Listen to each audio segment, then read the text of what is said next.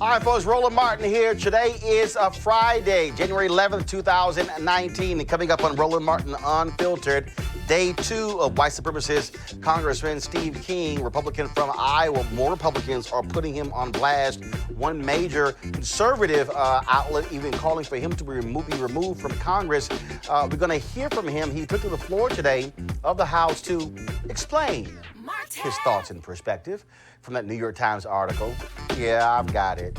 And yes, I shall be deconstructing it again. Also joining us will be Ohio Congressman Tim Ryan, Democrat, who is looking at the information on how to censure Congressman Steve King. Oh, I can't wait to have this conversation.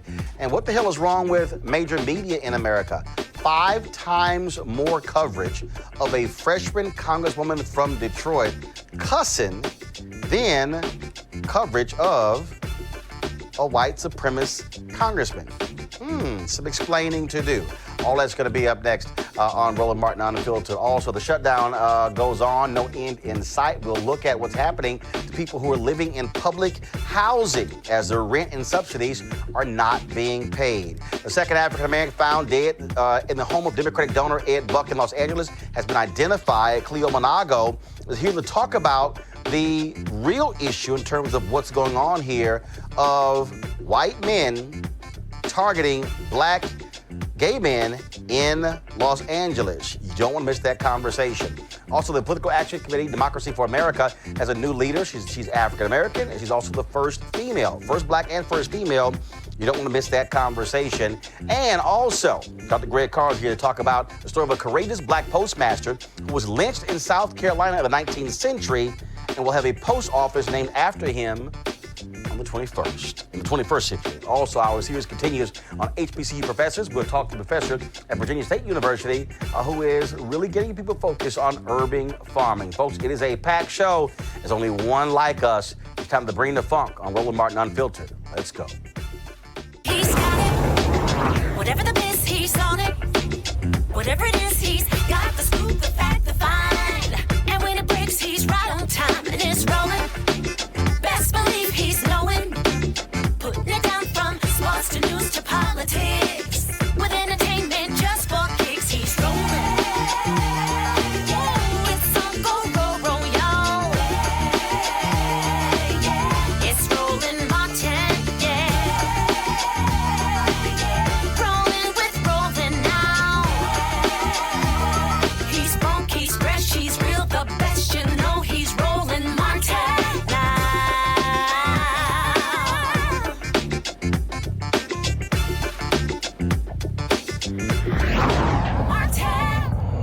All right, folks, just because Iowa Republican Congressman Steve King tried to walk back his racist comments quoted in the New York Times doesn't mean we are going to stop talking about them. Now this is now day 2 of all the drama from the article that dropped yesterday in the New York Times. This is what Republican Steve King had to say. He said, quote, white nationalists, white supremacist, Western civilization, how did that language become offensive? Why did I sit in classes teaching me about the merits of our history and our civilization? Now, in addition to that particular comment, he also took a shot at Democrats by saying, as he looked across the aisle when everyone was sworn in, he pretty much questioned, where is the place for white men in the Democratic Party? Because, see, he was a little troubled seeing so many black people and Latinos, and women as well. Now, Republicans have not been silent. Some of them, it has been like pulling teeth to get them to comment. Today, the Washington Post, South Carolina Republican Senator Tim Scott, the only African-American Republican in the United States Senate, he wrote this in an op-ed. And this is pretty much what he said in the article. He said, I will admit, I am unsure who is offended by the term Western civilization on its own, but anyone who needs white nationalists or white supremacists defined, described, and defended does lack some pretty common knowledge. 3 months ago, a white supremacist killed 2 black people in a parking lot in Kentucky. We're only 18 months from Charlottesville, where a white nationalist killed a white woman with a car and severely beat multiple black people. Almost 4 years ago, a white supremacist murdered 9 African Americans in a church in Charleston, South Carolina in 1998. White supremacists dragged James Byrd Jr. behind a pickup truck through Jasper, Texas, decapitating him in the process. These are just a sliver of the havoc that white nationalists and white supremacists have strewn across our nation for hundreds of years. 4 little girls killed in a bombing in Birmingham, Alabama, thousands lynched, and countless hearts and minds turned cruel and hateful. When people with opinions similar to King's open their mouths, they damage not only the Republican Party and the conservative brand, but also our whole nation as our nation as a whole. They want to be treated with fairness for some perceived slights, but refuse to return the favor to those on the other side. Some in our party wonder why Republicans are constantly accused of racism. It is because of our silence when things like this are said. That is why silence is no longer acceptable. It is tempting to write King or other extremists on race issues such as black nationalist Louis Farrakhan as lonely voices in the wilderness, but they are far more dangerous than that. They continue to rip at the fabric of our nation, a country built on hope, strength, and diversity. Now, Steve King was an avowed white nationalist and racist before the November election. No one in House leadership condemned him then.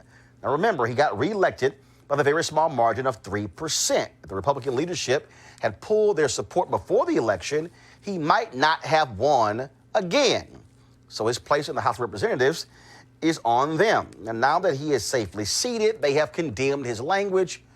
I guess that's a start. Now here's Minority Leader Kevin McCarthy of California. Quote, "Everything about white supremacy and white nationalism goes against who we are as a nation. Steve's language is reckless, wrong, and has no place in our society. The Declaration of Independence states that all men are created equal. That is a fact. It is self-evident." Really? I don't really think so, but that's fine. Minority Whip Steve Scalise of Louisiana, remember, he's the same one who has his own issues with talking in front of white nationalists. I guess we forgot about that, huh? I think it was important that he rejected that kind of evil because that's what it is. It is evil ideology. I remember GOP conference chair Liz Cheney of Wyoming said these comments are abhorrent and racist and should have no place in our national discourse. Now, the National Review, a conservative weekly founded by the father of modern conservatism, William F. Buckley Jr. in the 50s, now they've been fine with Steve King all these years and his racist attitudes, but this is what they printed this week. There's currently a push to censure King in the House. We aren't a fan of this approach because the precedent it creates of the House passing judgment on the speech of its members. It'd be better if Republicans policed their own and the NRCC made it clear that it won't back King in a primary or the general election in 2020. King may be a clumsy, dangerous, bigoted, or some mix of the three. Whatever he is, he doesn't deserve the support of conservatives. Really. And the House of Representatives, they have 2 ways it can punish members for bad behavior. One is expulsion, that has been used 5 times in American history. Then there is censure, which has been used more than 20 times. The last member who was censured, Congressman Charlie Rangel of New York, due to issue of finances. Now, Democrat Representative Tim Ryan of Ohio is working on censure for Steve King, and he joins us right now via phone. Congressman, how you doing? Hey, Roland. So what's interesting here is that you have Republicans who all of a sudden just are grossly offended by Steve King. But this is a guy who last year endorsed a white nationalist in Canada, who endorsed white nationalists, white supremacists in Europe, who has made comments that have been degrading to Latinos, to women, to black folks, and others. So they can't act brand new on the bigotry of Steve King. No, this has been going on for a long time, and I think it's got progressively worse in the last few years.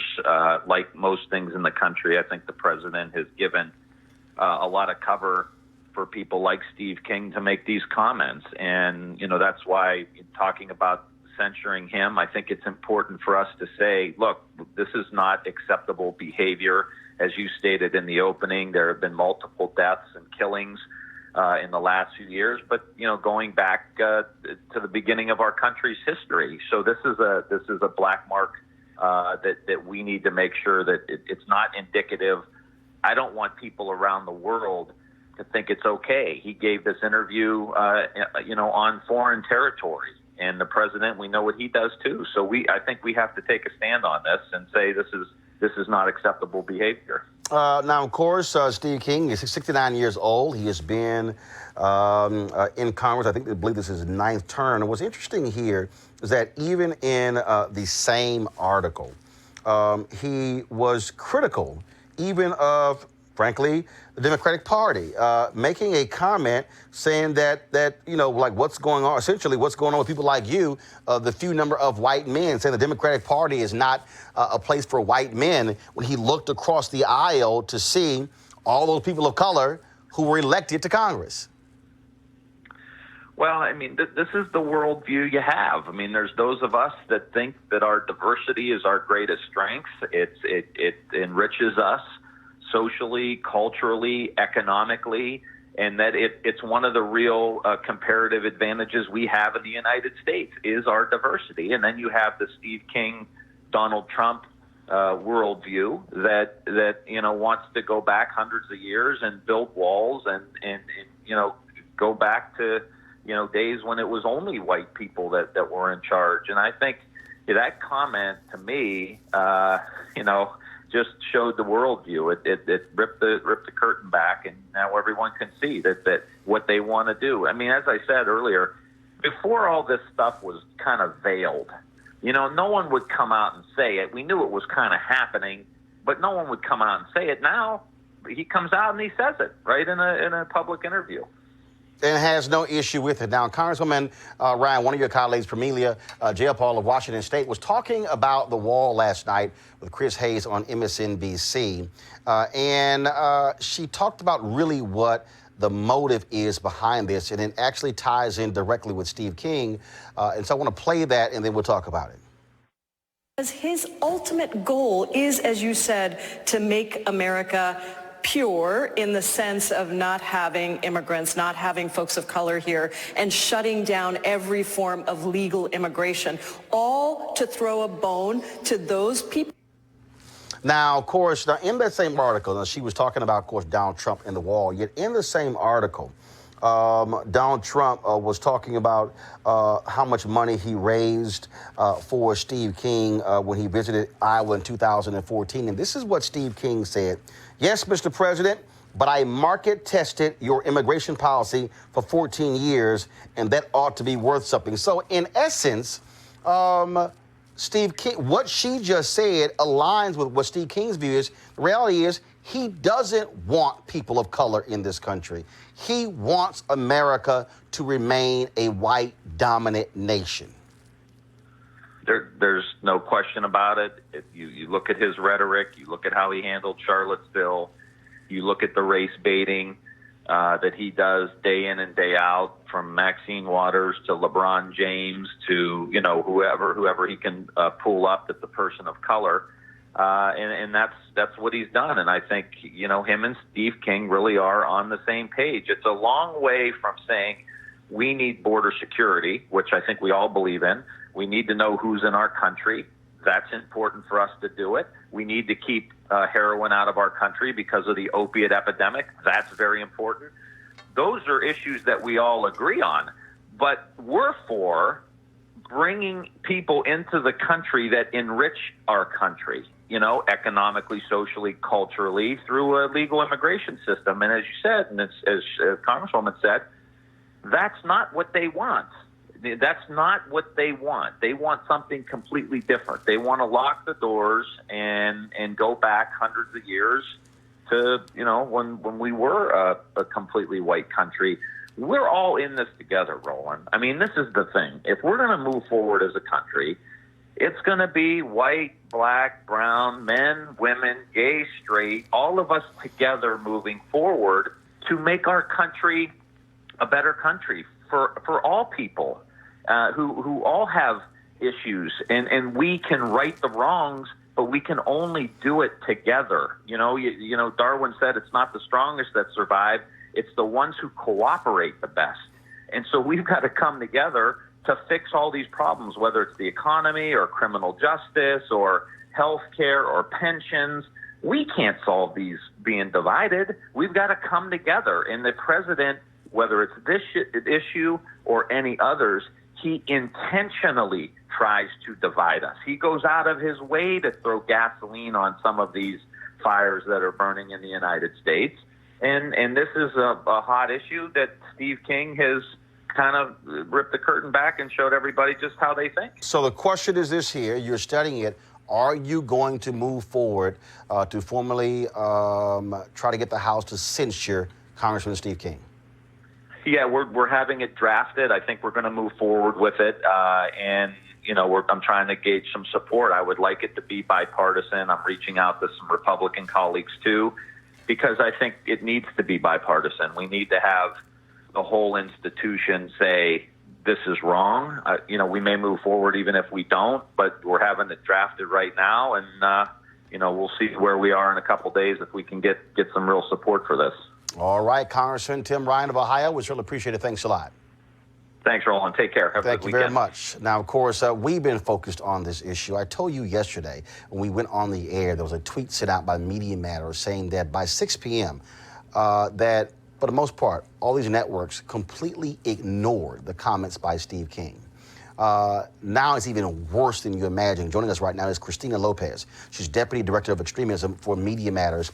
And Christina, I got an email from Media Matters, which is why I said definitely got to book you guys on.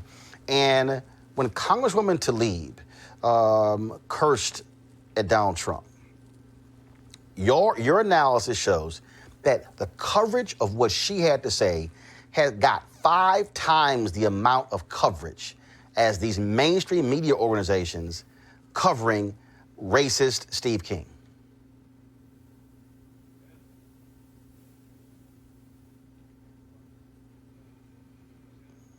All right, guys, we're having some sound issues, and so let me know soon. And so, folks, I want to, again, go over that with you. Here we go. Can you hear me now? Christine, there we go. Now, go ahead. There you go. So, Christine, Thank you. yeah, It's a pleasure to be here. Now, again, what I said is that your analysis is that these mainstream media organizations had 5 times the amount of coverage of a freshman congresswoman cursing at Trump than they did yesterday covering this white supremacist Republican Steve King. And this is the thing. When it comes to coverage, as you know, media makes a conscious decision, and therefore it prioritizes what is most important. And from what we've learned is that for media, for national media, a congresswoman cursing is far more damaging and worse for democracy than a congressman embracing white supremacy. And you can tell because of the amount of coverage that was provided. The worst one was Fox News, who covered Congressman Tlaib cursing 71 times more than they covered Steve King. And now their coverage of Steve King was 51 seconds in passing when they framed the issue as him fighting back to the New York Times, not even caring to explain the kind of damage that white supremacy does to very real people and communities out there. And what is interesting that, first of all, that's Fox News, but the other networks, now NBC Nightly News dedicated a segment to it, but when you look at the other networks, they also pretty much ignored it. I think your analysis also showed that CNN didn't touch it until after 9:30 p.m. It was equally as bad. It wasn't after 9:30 p.m. And when they did touch it, it was about 14 minutes. That is not a lot when you consider something that should have been front page. And people need to be aware of the extremism that is now, you know, within our democracy, in our elected power, and the extremism that is fueling policies. Most of these are anti-immigrant policies. So now you know that they come from a place of white supremacy. Here's the thing, though. This is not the first time that Congressman King has made very clear that he believes and ascribes to the kind of tenets of white supremacy. Last year, actually, Media Matters reported that in an interview with a local Iowa TV station, he said a version of the same thing. And if you'll let me quote, this was an interview in which he was defending his decision to endorse Faith Goldy, a white supremacist who ran for office in Canada and thankfully lost by a landslide. But this was October 21st, last fall, when he was campaigning to be reelected for the 9th time. And he legitimately said a version of what you heard him say to the New York Times. He said that white nationalist has become now a derogatory term today I wouldn't have thought so maybe a year or 2 or 3 ago.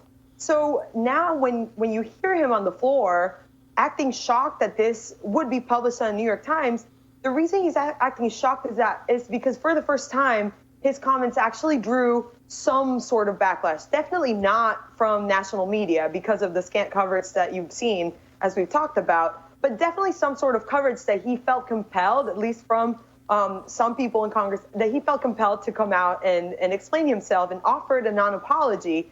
But he said the same words to a local Iowa station. The difference was that there was no one blinked an eye, and there was not a real consequence from the part of the Republican Party, and no real coverage from any news media. One of the outlets that has been very thorough and has been consistently, calling things by their name. White supremacy is white supremacy, and therefore, if you embrace white supremacy, you are a white supremacist.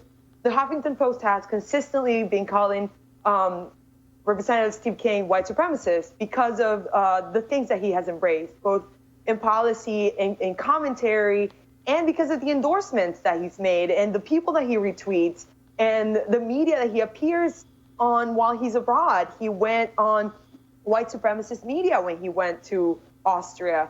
So these are the things that we've seen that he's done without really hiding. And the issue is that until now, media has grappled with how to cover and whether to say the name, but you have to call things what they are if you are to inform your audiences. And if you embrace white supremacy, you are a white supremacist. But you also have the issue of how mainstream media frames these things. So, for instance, NBC Nightly News, even though they covered it in a segment and they covered those statements, they also released a tweet, and I'm trying to pull it up, where they sort of framed it as controversial comments by Steve King. And it was like, okay, really? And so it's amazing how these mainstream media outlets want to dance around exactly what an issue is and afraid to call it what it is. And you wonder whether white people get away with being extremists and because media give them a pass, while people of color like Representative Tlaib cannot even curse without getting wide coverage and wall-to-wall mentions on the media and condemnation. So it's kind of double standard that in which white men, even those who embrace extremism and very dangerous ideologies, deadly ideologies like white supremacy, kind of get away with it with a very favorable framing. Even when they say the words themselves, media will resist the framing and will say, well, that was racially controversial, when actually it's not controversial. It has a name, and it's called white supremacy. And this is the issue. It's been happening for a while out in the open.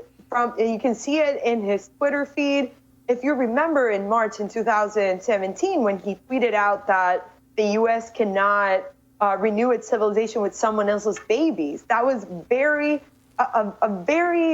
veiled dog whistle calling out and kind of it reminds you of that false narrative that white supremacists pull, that there is a sort of white genocide going on and that no one's doing anything about it, and that multiculturalism necessarily is opposed to whiteness. And so with those words, he was kind of reminding people of those veiled threats of white supremacy and definitely sounding a dog whistle. That was not lost. White supremacists responded to that and celebrated it.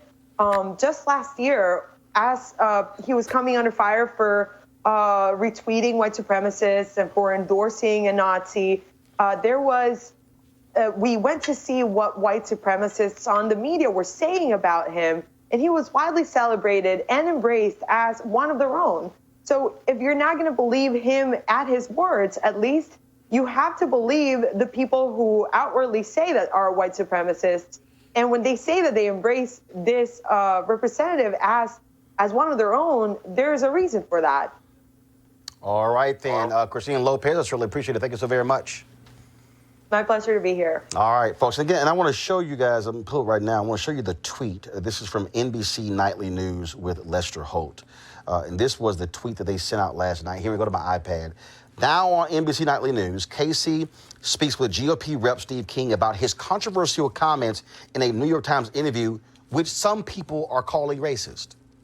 That's how they framed it. Now, as Christina said, today, Steve King went to the floor of the House to explain his thoughts about the New York Times interview, and he's going to get the Kanye treatment.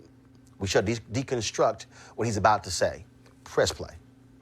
I come to the floor here at the United States House of Representatives with a specific purpose today, and that's to address an issue that's become a controversy. I regret that. I made a freshman mistake a week ago today when I took a call from a reporter from the New York Times, and that was a 56-minute interview without a tape. That resulted in a long article. In that article were snippets of the 56-minute interview. Part of that inquiry was about the history of the immigration policy in this country for over the last, say, 18 or so years, of which I have been a significant part, especially in Iowa, as we have a voice to shape policy and help these presidential candidates move on to the Oval Office. I'm grateful that much of the policy that was debated then is in the Oval Office today, and it's being debated all over this country. But one phrase in that long article has created an unnecessary controversy. That was my mistake, Mr. Speaker. And so I want to start this out with some context to that discussion, and that is this, that if you can control the language, you can control the policy. Labels have been hurled in this country at people like we have never seen in this history of America.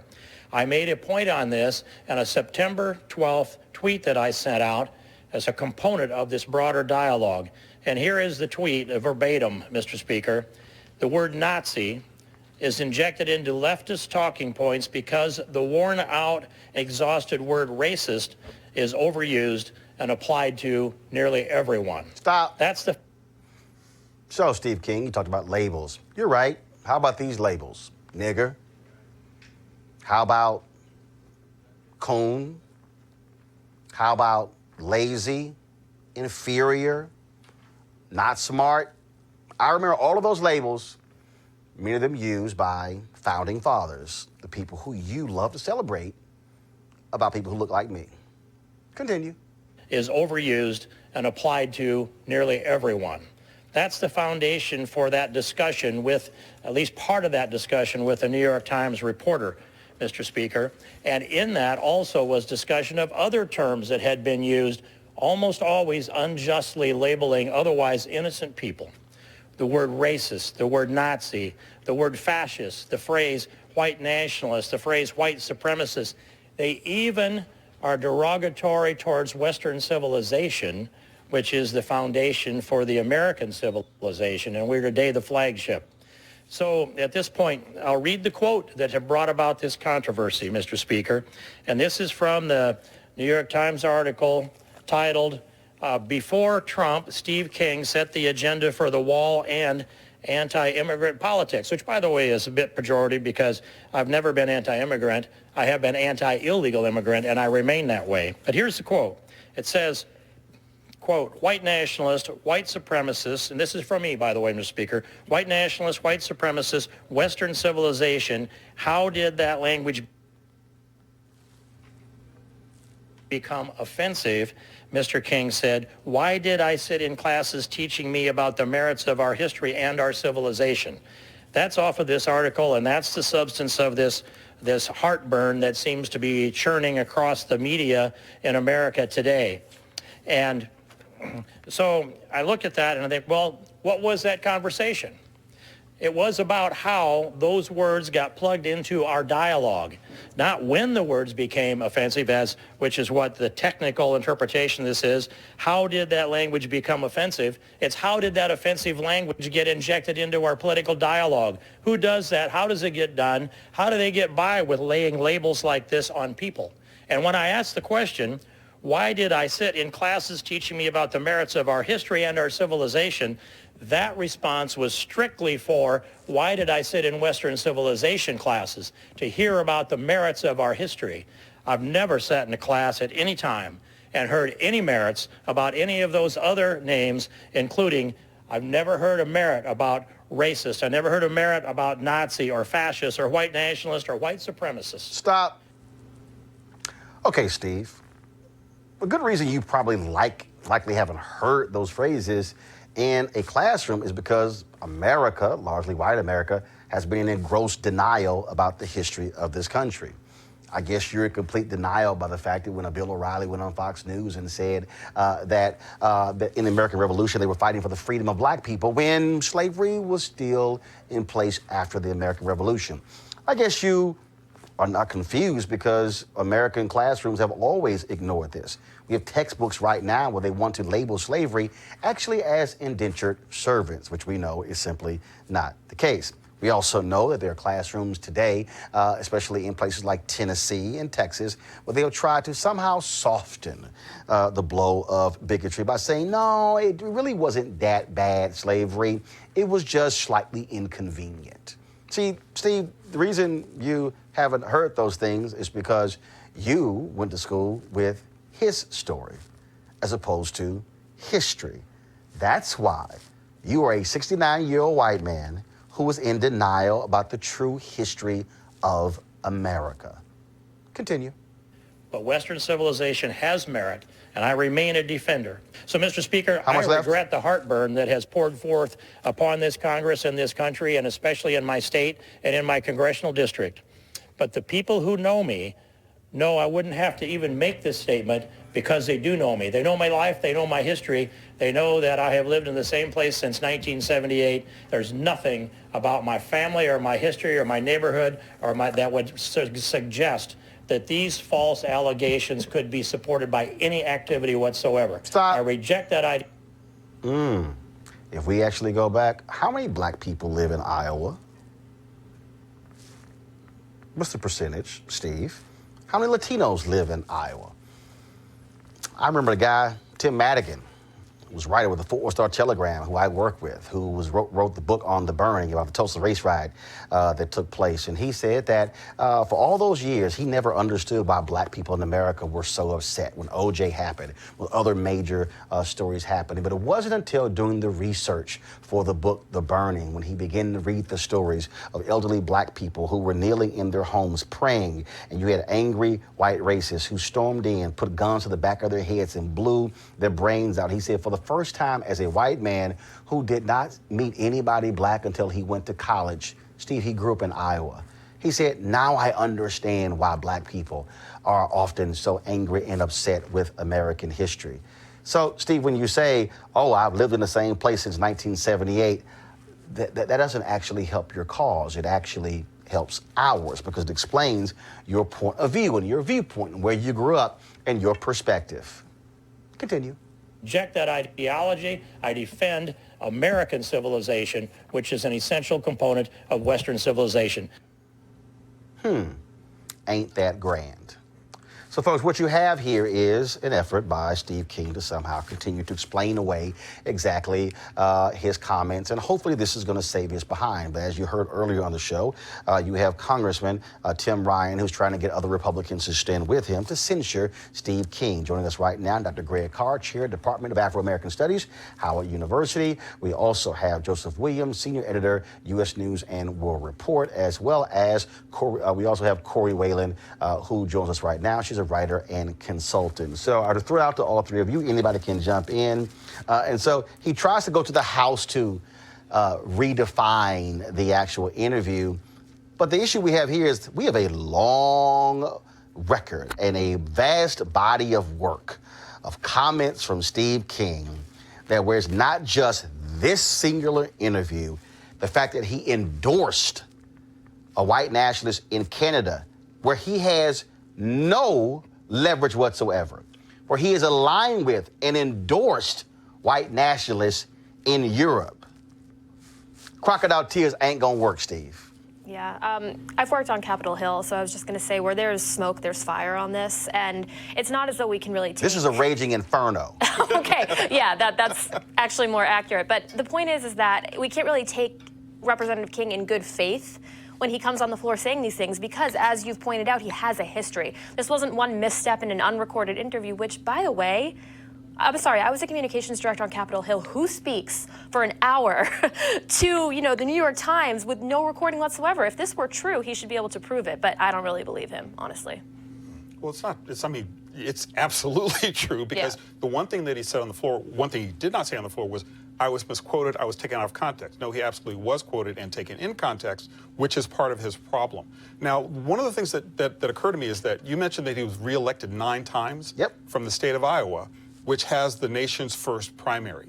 Everybody's rushing to get to Iowa. This is something that's always puzzled me, why the percentages of population in Iowa does not necessarily reflect the demographics of the nation, yet it's our first primary, and you have representatives like Steve King.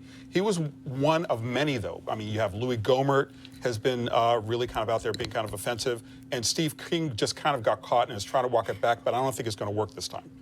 Roland, it's interesting, and I don't think it's coincidental that the other stream media has begun to check up a little momentum in the wake of last night's show. I think what you did when you set him on fire last night, I think they said, well, we have to do something.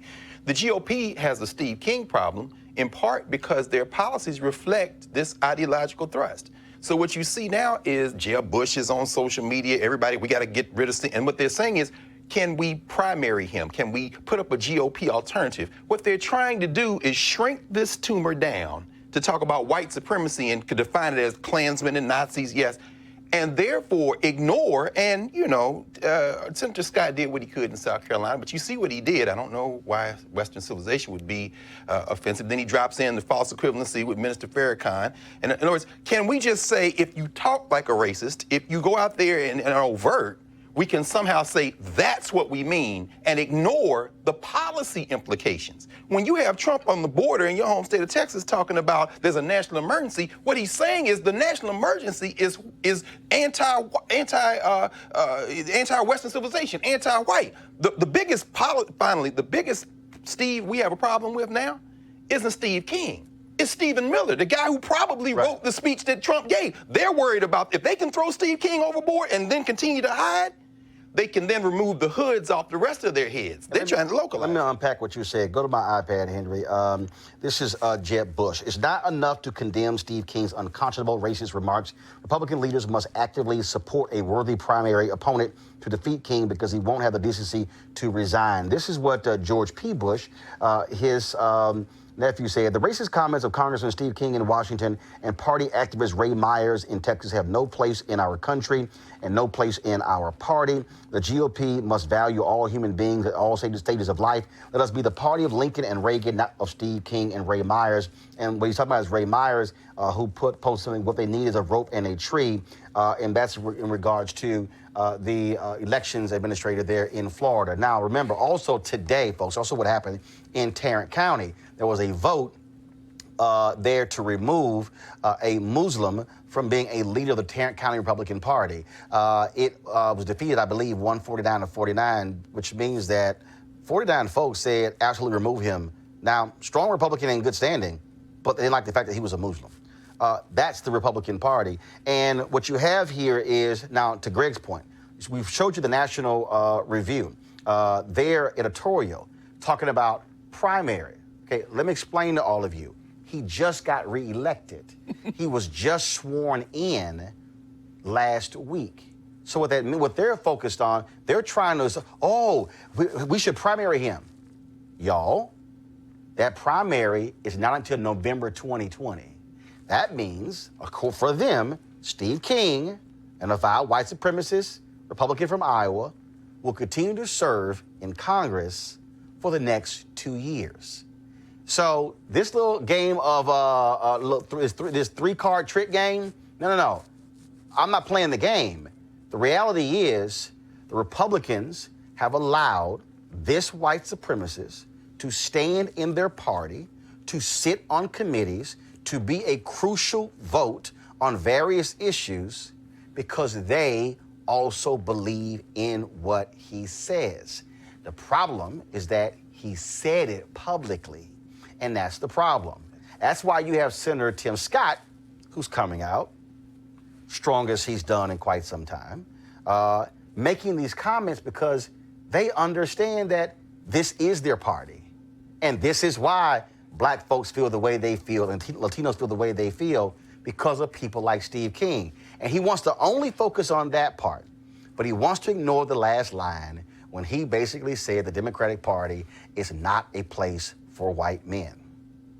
As if white men have had trouble in America for all of these years. But when he said it's no country for old men, that's a gesture to the movie. Remember, Tommy Lee Jones was the sheriff in the movie No Country for Old Men when the Latino guy, Xavier Bardem, whoever it was murdering everybody. So that was a very specific phrase. He said, I looked over the aisle and said, it's no country for old men. That's a gesture to old white men. Precisely. Like Tommy Lee, that's exactly right. That's exactly what it is. All right, folks, we're going to take a break right now. When we come back, we're going to talk about the Trump shutdown, now in its 21st day with Congress out of town. This will be the longest federal government shutdown in history. What is the impact on public housing? We'll break it down next. Roland Martin Unfiltered.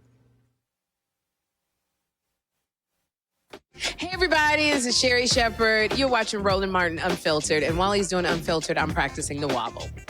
Yes, I am. Because Roland Martin's the one, he will do it backwards, he will do it on the side. He messes everybody up when he gets into the wobble, because he doesn't know how to do it, so he does it backwards. And it messes me up every single time. So I'm working on it.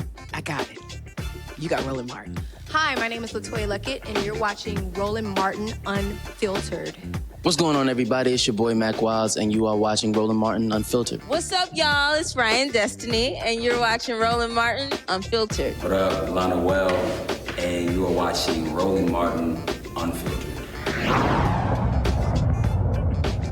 All right, folks, federal government shutdown, 21st day. Trump still holding America hostage for his wall. You have Senator Lindsey Graham of South Carolina, who is saying the Democrats won't do anything. So, Mr. President, declare a national emergency. No, the real national emergency are the people who are being screwed. Now, the focus is on the 800,000 federal workers who aren't getting paid. The problem with a federal government shutdown is that other people, millions of other people, are being impacted, including those who live in public housing or subsidized housing. Joining us right now is Adrienne Todman. She's the CEO of the National Organization of Housing and Redevelopment Officials. Glad to have you here. How are folks impacted beyond the workers? How serious is this? Yeah, and thank you for asking the question. So in the housing industry, we are terrified about what's happening inside of public housing and subsidized housing. So what do we know about public housing right now? That they have funds for January. We've been told they have funds for February, but after that, the program falls off a cliff. And there's no funding at all to fix toilets, to fix the heat during the winter, to fix air conditioning systems, there's no funding there. But what's even worse than what's happening in public housing right now is the affordable housing that's provided by some of our private partners. Just last week, 1,100 contracts, which represents roughly 80,000 people, low-income seniors and people with disabilities across the country, were not renewed in December.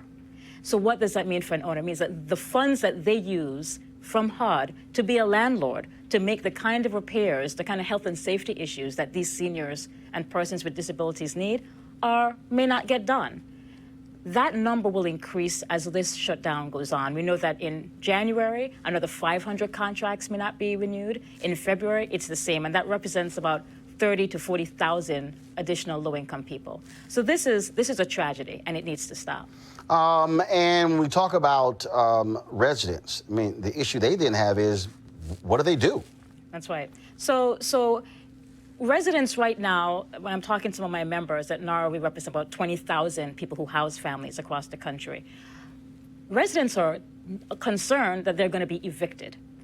If their landlords are not getting the rent that they're supposed to get from the federal government and HUD, they're concerned, well, what does it mean? If my rent is not being paid, am I going to be evicted? So our members are busy consoling low-income families who have enough stress on their lives on you're not going to find yourself homeless because of the shutdown. But what it means for owners is they now have to go into their reserves, which is a process that has to be handheld through HUD. So HUD woke up about this a couple days ago, and they are now bringing in unpaid staff, mind you, unpaid staff to try to process, to allow owners to go into their reserves so this can be abated. What would you like for our audience to do to help in this situation? I think we've got to pick up your phone, call your congressman, call your congresswoman, call the White House and says the craziness needs to end now. All right, Adrienne Topman, we appreciate it. Thanks a lot. Thank you.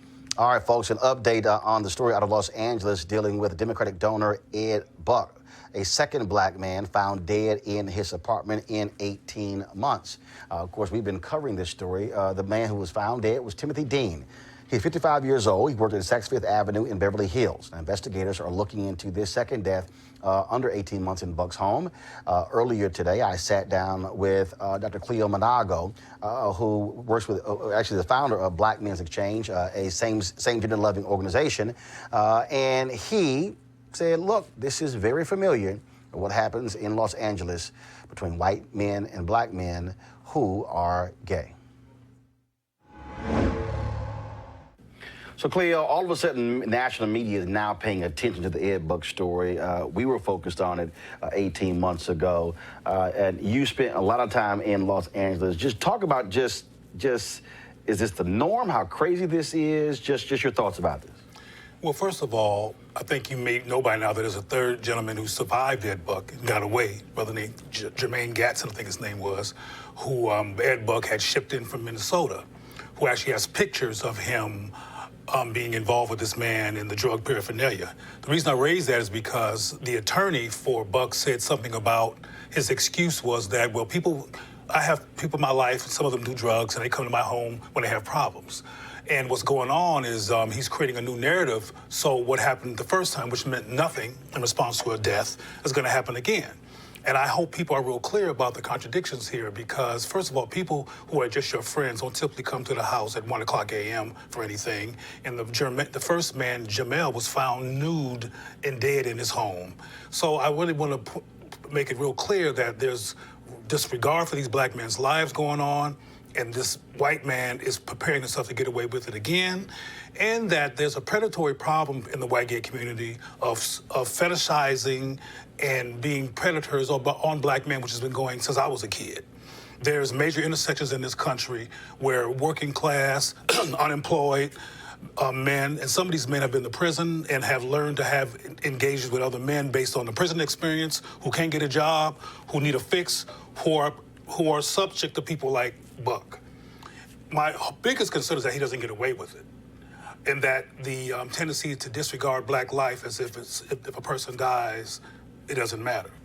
And I want to reiterate that, again, people, that this man was at home.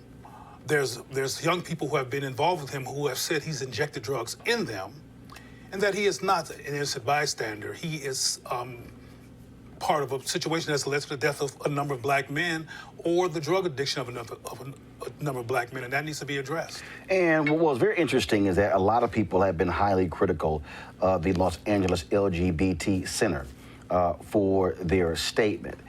They issued a statement. They said, while much is still to be learned, it appears this tragedy is linked to substance use.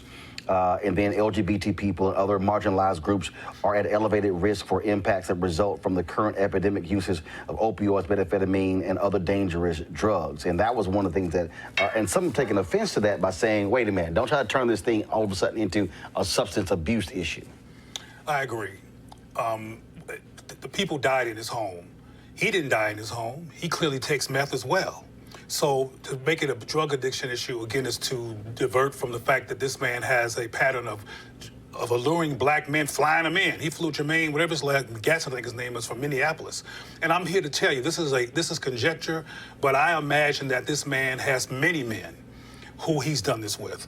One of the problems in the black community is a lot of same-gender loving people don't feel safe or comfortable or like they can live their lives without some kind of combat or challenge, so they don't say what goes on with them. It's kind of like the child that's been abused in the home who feels like they can't tell anybody because they might be victimized for even saying anything. There's a lot of same-gender loving bisexual black men and black men who are involved in survival sex, who are not necessarily homosexual, but are involved in survival sex, if you know what I mean, who have been... Now, for the person at home, what's survival sex? Survival sex is someone who's broke or dealing with a major addiction where they want to get their fix one way or the other. So they'll do anything to get it. Got it. And people like Buck and others prey on these kind of people and look for them because they see them as vulnerable and people who are willing to do whatever they want them to do. Now you have Congressman Ted Lieu of California, who is returning the $18,500 that came from Ed Buck. Jasmine Koenig and others have been really pushing hard, saying, look, return this guy's money. And many Democrats were ignoring that call. Yeah, well, I'm glad Jasmine's doing what she's doing, but I'm going to go back to things you've heard me say before. These people are involved in CYA activity because of exposure.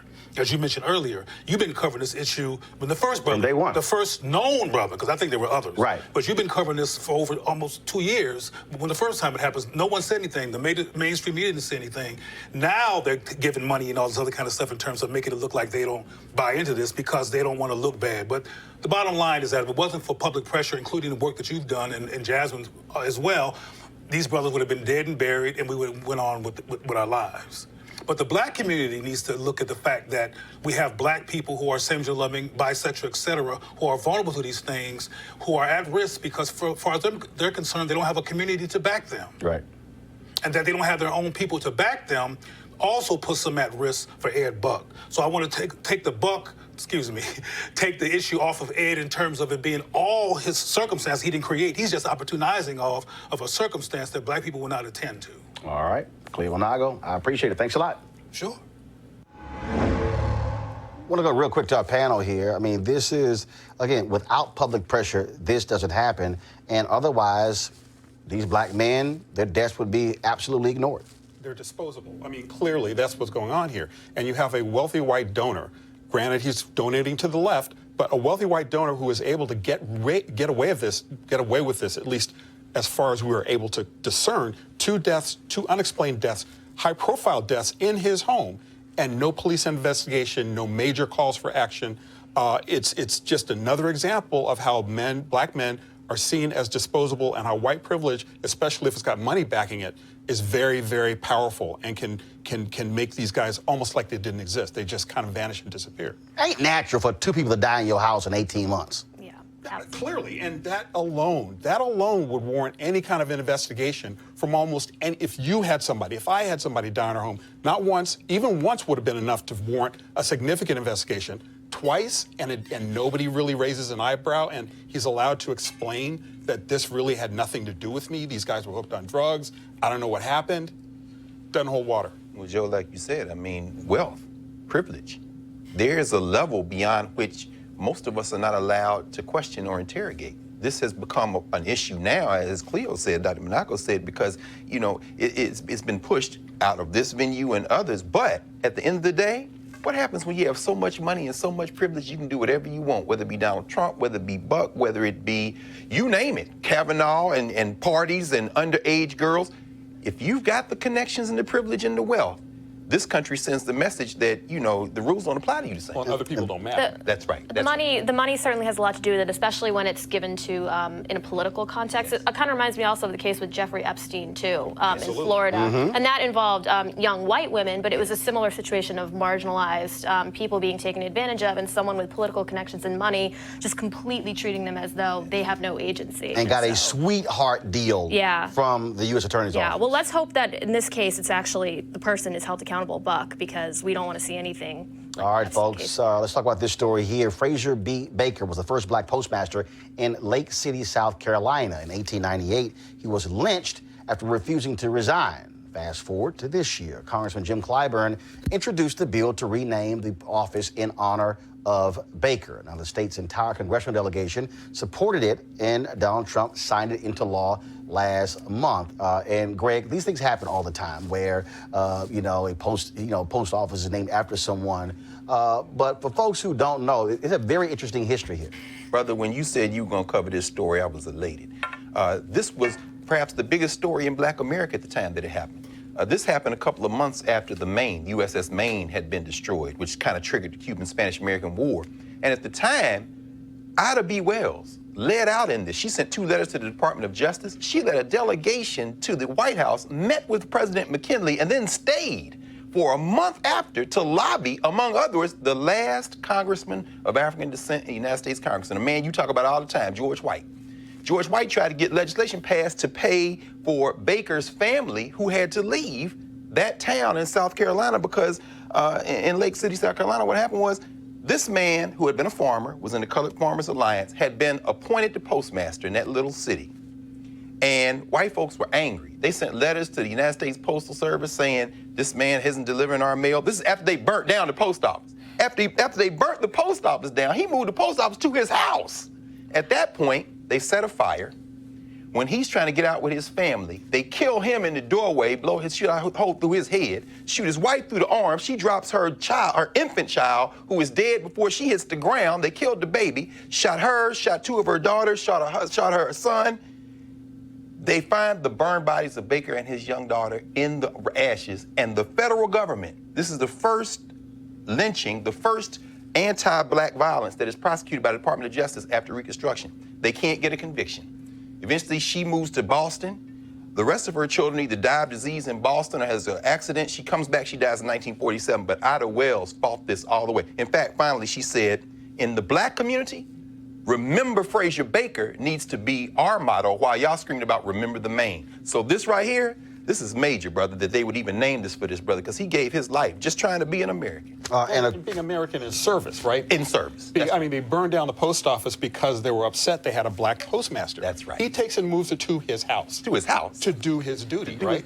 And it also reminds me, like, it's almost the flip side of the Confederate statue issue, where you have somebody who was almost forgotten to the midst of history, who should actually have been honored for what he did and for the personal sacrifice that he made in service to his country. And I mean, that's just remarkable. This, of course, the kind of history Steve King didn't learn about. Well, you know, I was just thinking that, and I have to say, it's the kind of history that I feel like, as a white person, I can say most of us don't learn about.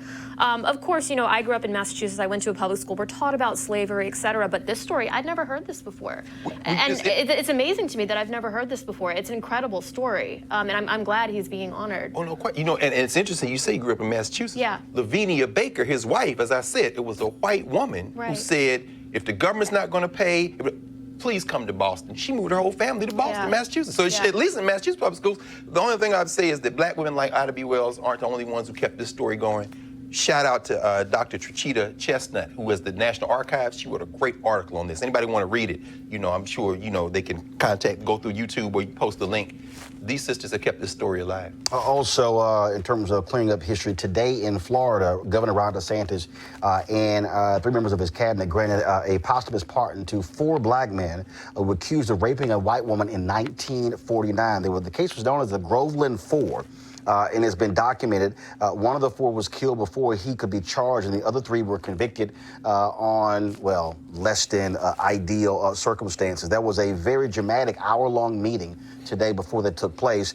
This is a video from the Tallahassee Democrat where family members talked about that meeting and how important it is to get that pardon.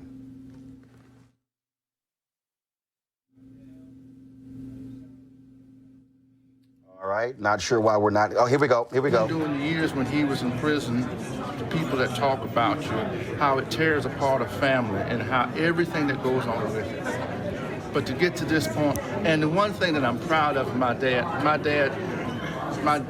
lost my oldest brother when he was 15. That tore him apart. How do you feel about what the Paget family had to say? I think I'm not, her sons, I'm like my dad, I have no remorse for them. I believe that something happened, but I don't believe that it's the 4 guys that she said did this to her. My dad, when the police got the call about her being raped, my father first was at the train station just 70 miles away, and he was already in the Groveland jail when they got there. He was not even at the scene nor at the site when the whole incident occurred. She merely came down and said, yeah, all of them did it.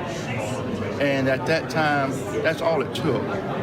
And unfortunately, this case speaks to a greater volume of what happens when people who are in power use that power in an irresponsible manner, and to the place for to where people who are in power, they use it for their own gains. Because this was more than just a crooked sheriff that did this.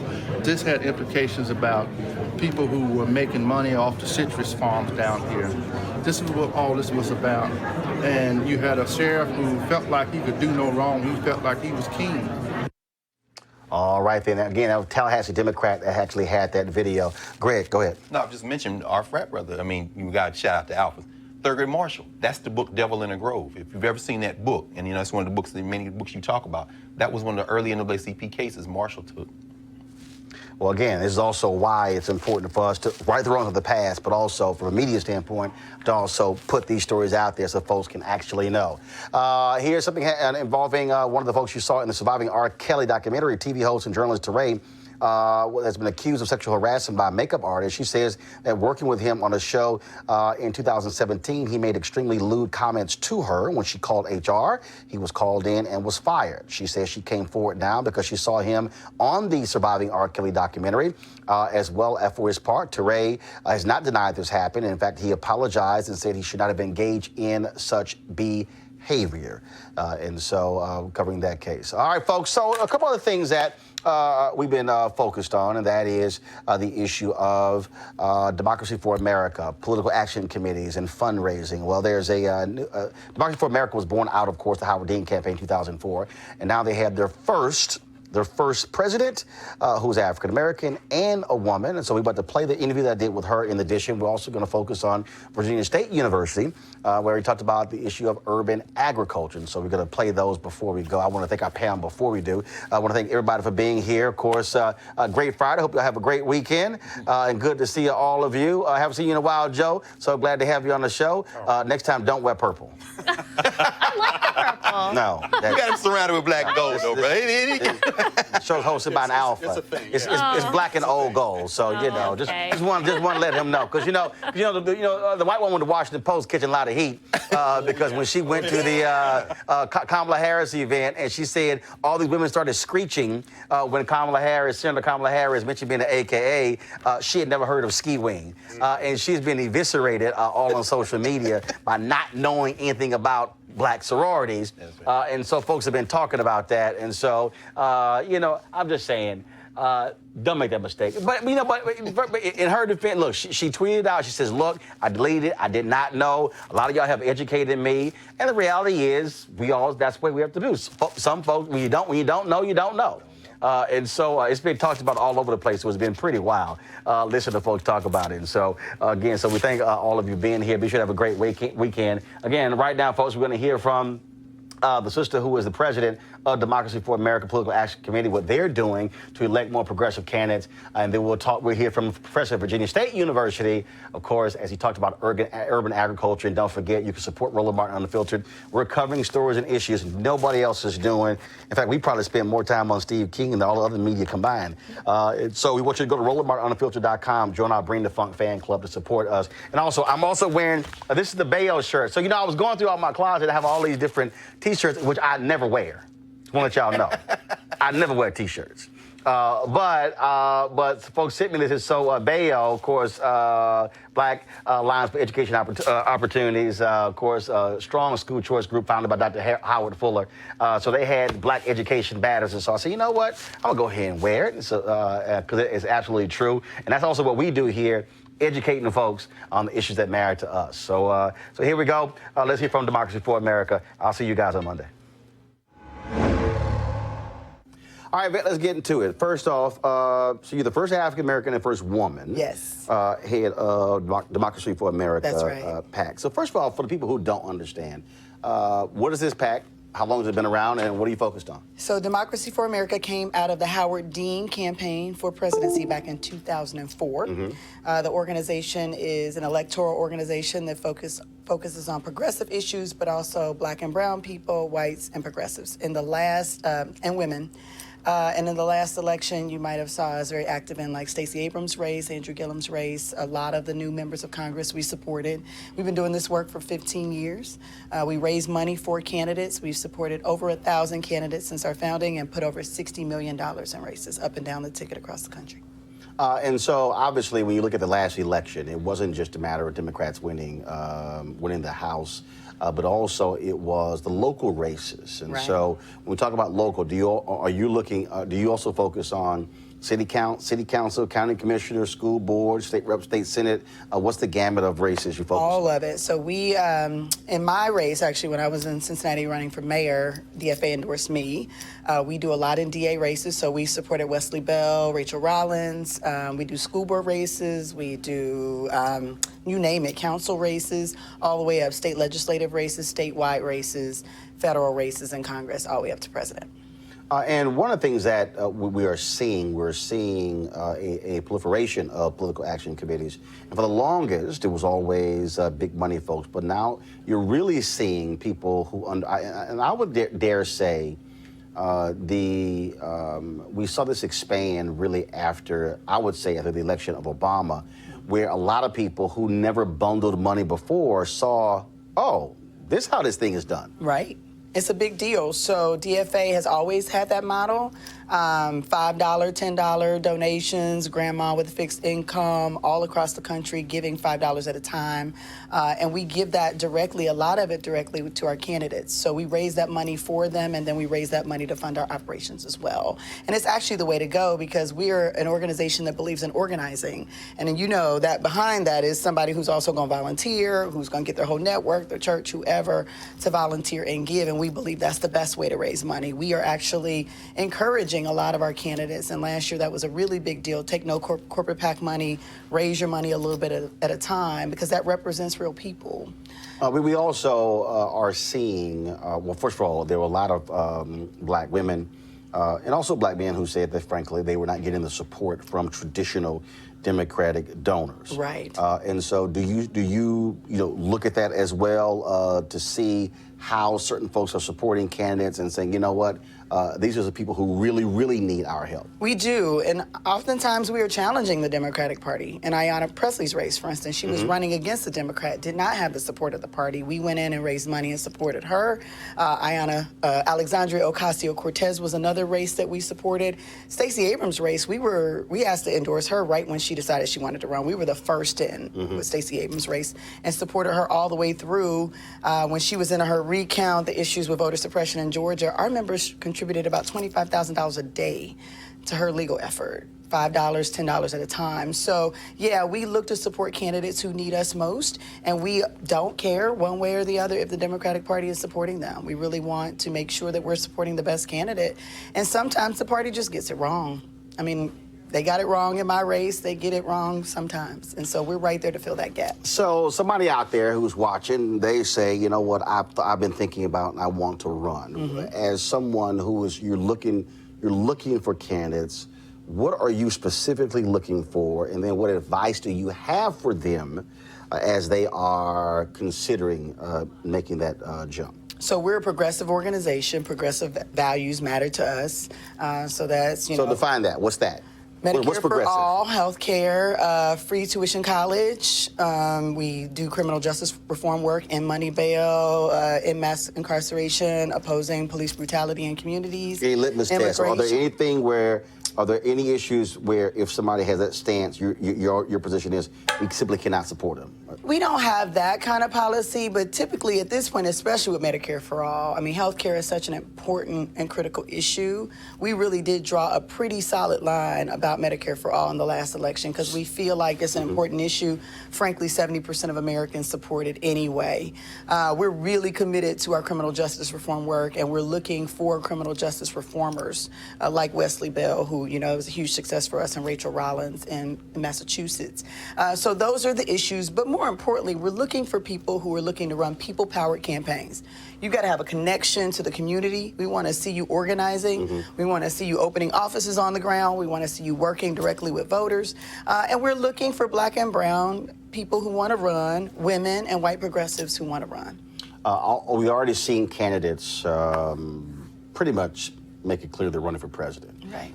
Elizabeth Warren, Senator Warren has stepped out there, even though she keeps saying she's deciding. Senator Kamala Harris, she's running. Yes. Obviously, Senator Bernie Sanders as well. And so when you're I'm sure you're going to wait to see how the field completely feels out. Right. But what do you want to see or hear from when it comes to one of these Democratic candidates that you'll be considering who to back? So this year we're really excited, right? I mean, we think there's a real choice here in that we've got more than one progressive running. So we got a lot of progressives running, so that means we can talk about those issues that matter. Above and beyond that, we want to see candidates who are really building a ground game. Like if your policy is to raise a bunch of money and go on TV, that's not our strategy. Expand the electorate. We don't want you trying to turn Republicans into Democrats. You should be looking to engage voters who don't traditionally vote, get them to vote. And honestly, I want them to go deeper and wider in that, right? In Florida, we're doing, we just quote unquote won the fight to engage former felons, returning citizens, engage those individuals and get them to vote. Immigrant populations. Because that's been one of the issues that I've been raising, that look, you got 1.4 million people. Right. The question is, who's going to mobilize those 1.4 million people? And what I hear on the ground among the Democratic establishment is that they're expecting to get those voters. You cannot expect to get those voters. You got to go work for those voters, right? And we know that the right is already trying to organize those voters, right? Because first of all, the initiative passed obviously significant Democratic support, but it also had Republican support as well. I know. And so what we've got to do is go work for those votes, right? We got to make sure that we encourage them and talk about the issues that we support, which we think are actually better for former felons and returning citizens, like health care, like housing, like, bridging the gap between rich and poor, like making sure that people have the right to get a job fairly, that their former that their criminal activity does not affect their ability to get a job, right? And so these are all things that we care about, and we're looking for candidates who are going to do that. I also want to make sure I say that we're looking for bold, unapologetic candidates. You see our freshmen, Rashida, Ilhan, Alexandria, Ayanna, you see them, Deb Holland, Johanna Hayes, Lucy McBath, Lauren Underwood, all women who are unapologetic women who are saying, we're here and we're going to change the world. We want to see that at the local level, too. And so if people are really interested and they're serious about it and they think they want to run, whether it's, this is a great local year to run, we are going to be all across the country supporting local races up and down the ticket and at the state level as well. We want people to apply for our endorsement. We do candidate coaching as part of our model, and so we can provide that kind of support. But be prepared to run, and be prepared to run on the issues. Be prepared to organize. Be prepared to fundraise and to be trained if you don't already know on what that means. Have a mission and be committed to it. And like I said, even if we don't think you can win, Alexandria's race was not a foregone conclusion when we got in that race. We were one of the few national organizations that got in that race. We saw her ground game, we saw her passion, we saw that she was a strong advocate, and we got in that race. Same at the local level. We want to see folks who are willing to take a chance. We got to build a bench in this party. The future is not white, the future is brown, and we want to see representation that looks like our country. All right. Well, if that's Simpson, we appreciate it. Thanks a Thank bunch. you. And Thanks for good luck. giving me the time. All right, thanks a bunch. Appreciate it. All right. All right.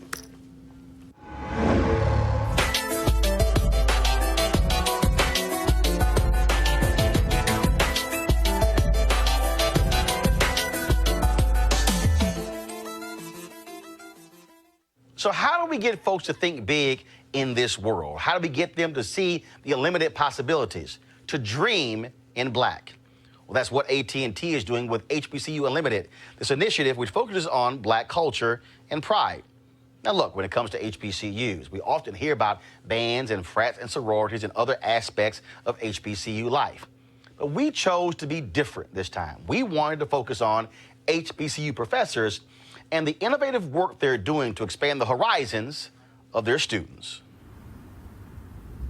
All right, Dr. Gathinji, so this is your third HBCU. And there are a lot of people who, if you say farming, oh my goodness, they thinking you got to have tons of acres, but it's an increasing number of people who are focused on urban agriculture. So explain what urban agriculture means. Urban agriculture is any kind of agriculture growing of fruits, vegetables that happens within the city environment. Okay. There's nothing different other than the locality. So that's what we call urban agriculture. And so what we're seeing is obviously with food deserts, but also people who want to grow their own stuff, we're seeing an increase of folks who are doing this, who focus on urban agriculture. Yes, with the population increasing in the city metropolitan, there's a need to feed those people to address the challenges of food desert. Here we show a demonstration of what you can do with more acreages.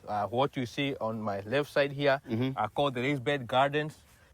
We use intensive way of gardening, put some good soil with rich compost, and it can produce tons and tons of vegetables. What kind of stuff could somebody grow? You're living in an inner city and you want to create your own urban garden, your own urban farm. You can grow all kinds of vegetables. As you can see with this demonstration, you can grow kale, collard, mustard green, carrots, onions. It's pretty much anything that you can grow. And as you can see here, this fall crop, winter garden.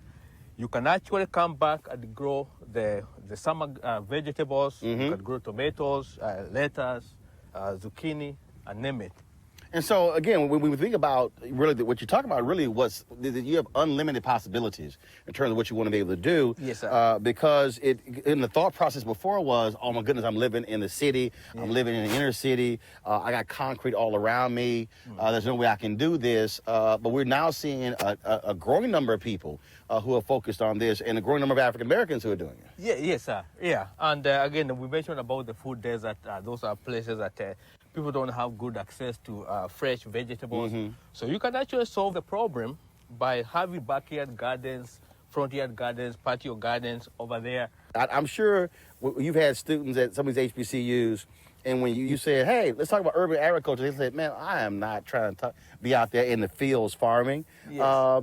And so how have you gotten them to dream bigger, to think bigger, and to not have a limited view of agriculture as somehow it's just being on some big wide open farm somewhere on a tractor?